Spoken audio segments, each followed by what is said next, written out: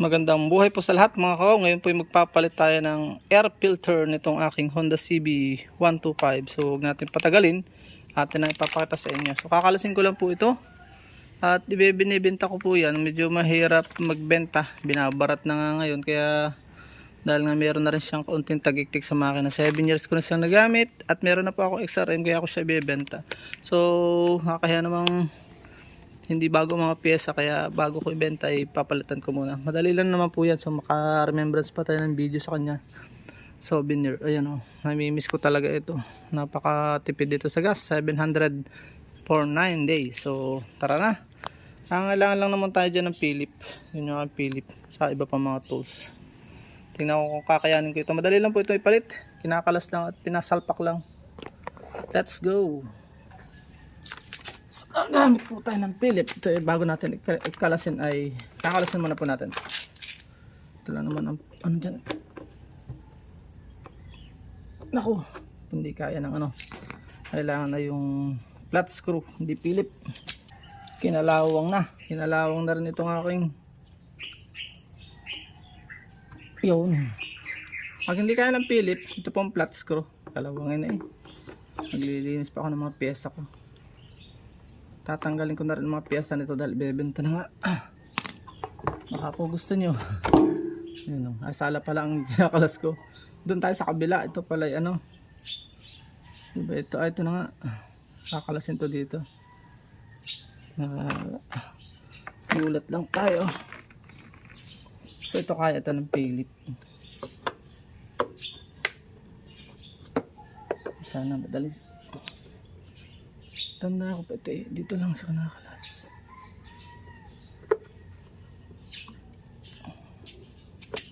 Ito nga baga.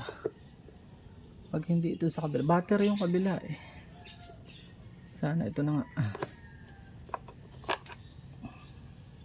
Taas. Ikon natin ang mga ano niya. Piyesa. Tatandaan natin baka magkapalit-palit. Ito na nga. So ito yung taas, ito yung baba. Pare-paras lang naman eh. So sana makalas din ito sa. Ang problema ito hindi. Hindi makalas yung isa. Saan pa ba ito?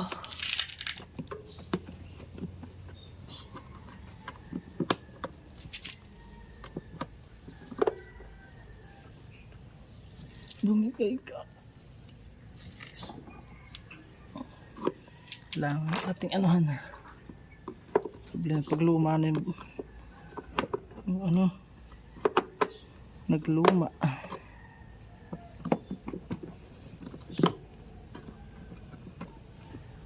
Ano lang oh, nakasipit lang ano.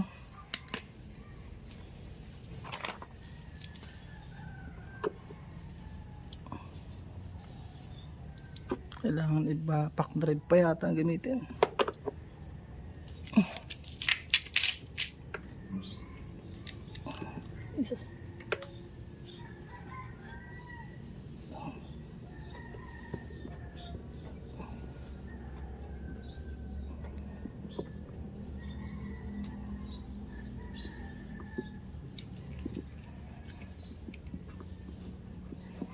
Mukhang mapapakiusapan naman. Yun. Mayor. Nakalas na rin isa. Aray, isa pa. Kaya ayun pa.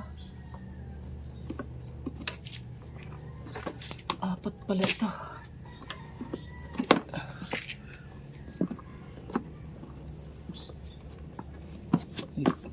Mahirap eh. Tagal na hindi nakatingting.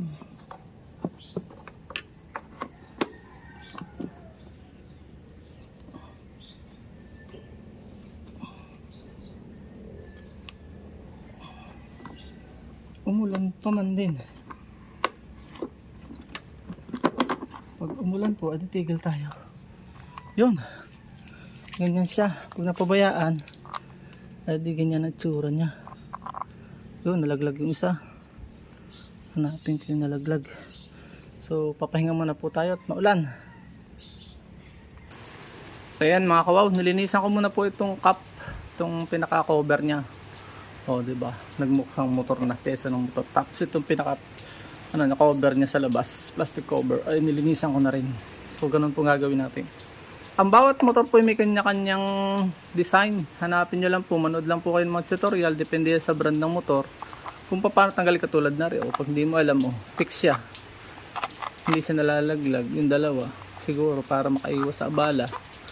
Ito naman, tinatanggal din ito minsan ng mga magagaling para mabawas. Dito na check kung kailangan na magpalit. Sabi ng mga expert ay nasa 10,000 o, cost siya. Pero nasa para huwag mapasok ng tubig. Ng 10,000. So sa aking recommendation ay 7,000 km, magpalit ka na para magandang performance ng motorsiklo mo. Ang problema umulan, kaya maya papatila po tayo. So ngayon po magkakabit na tayo. Pwede nyo na po itong lilinisin to. Yan o. Pwede rin naman kung may time kayo pasaritan. Ganyan. Pero wala na akong time. Mas maganda kung malinis din sana. Eto na po putol. Pwede po kayong bumili ng bago nito. Since 100 din ito, hindi na ako bumili. Pwede pa naman siya. Kakabit mo lang ulit. Yan o. Pero unahin muna po natin. Ito nyo, dumi. Pag madumi yan, may gasolina na. Pwede pa naman na rin dahil nalabhan ko na ito. Kaya lang, babara na yan. Ang gagawin muna po pala natin, bago subukan natin itong kalasin. Excuse me po. Yan. Tingnan natin kung kasukat. Kung same lang. Okay? Sakto. Huwag po kayong bibili ng hindi kasukat talaga. Yan o. Ganyan ang pagpapalit niyan. So, ang gagawin ko po muna ngayon ay kailangan tadyakan ko muna para makasingaw siya. Tatadyakan ko po ng tatadyakan para makita nyo kung ano. Tapos bubuhayin para kung may mga bara, mahigop na niya, makasingaw din po siya at magkaroon ng salida.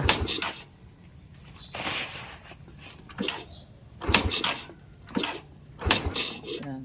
Tapos bubuhayin natin. Yan. Kita nyo, nung i-start ko, isang tadyak lang, andar agad. Buhayin ko ulit para mas makalinis siya.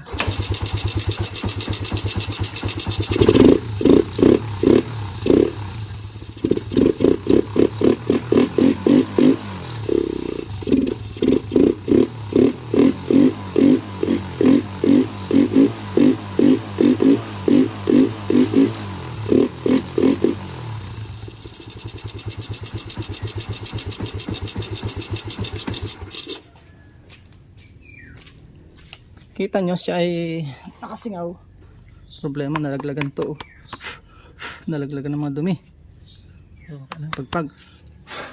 Kung pwede nga lang sana po na kung kaya nyo pa na itakbo nyo muna po ng walang ganito. Mas makakasingaw. So gaganyan lang naman natin ito dito. Yan o. Kita nyo siya. So ibalik muna natin yung rubber. Yung rubber ito yung maglalak sa rubber. Ayos. Pinagbigyan tayo ng init ng panahon. Tagal na pong di nainit dito sa Mindoro. Grabe, ngayon lang uminit. Ito po ay hindi putol. Yung tunay nito na, so nasa 100 din. Sayang naman. Pwede pa naman siya. Sa Shopee ko lang po binibili yan, Shopee. Tapos isusot lang natin. Ganun, sigo. Sigo na siya, hindi na yung makakawala dyan. Tapos ipapalit muna po natin itong ganyan na siya. Yun. Hindi siya pwedeng magkabaligtad kasi nga may po yan.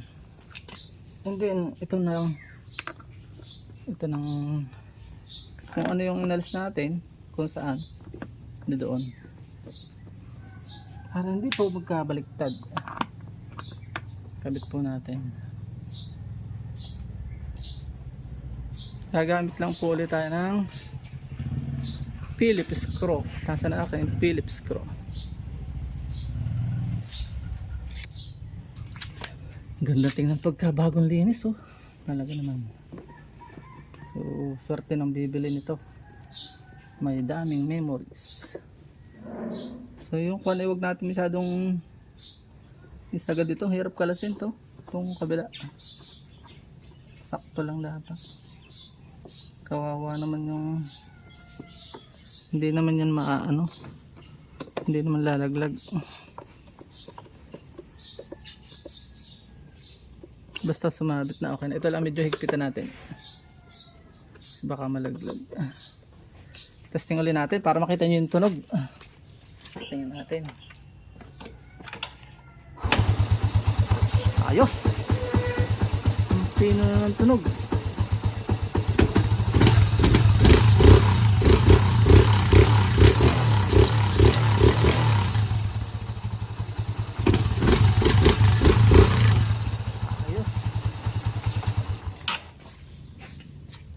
Tapos kakabit po natin itong pinaka-lock, pinaka-cover.